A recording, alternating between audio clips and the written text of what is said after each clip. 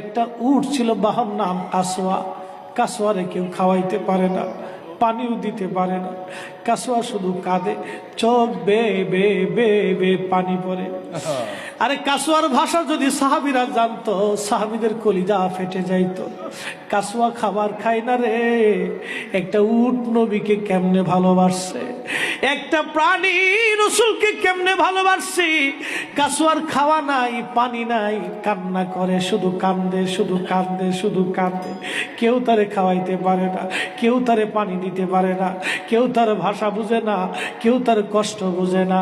কিছুদিন পরে কাসওয়া নবীর বিরহ বেদনা সহ্য করতে না পেরে একটা কুয়ার মধ্যে ঝাঁপিয়ে পড়ে কাসওয়া আল্লাহ নবীর দরবারে চলে যা। একটা প্রাণীর নবীর প্রতি ভালোবাসা, ভালোবাসা, ভালোবাসা, ভালোবাসা, ভালোবাসা। এই জন্য নবী বলে গেছে, এই কাসওয়া আল্লাহর জান্নাতে আমার সাথে চলে যাবে।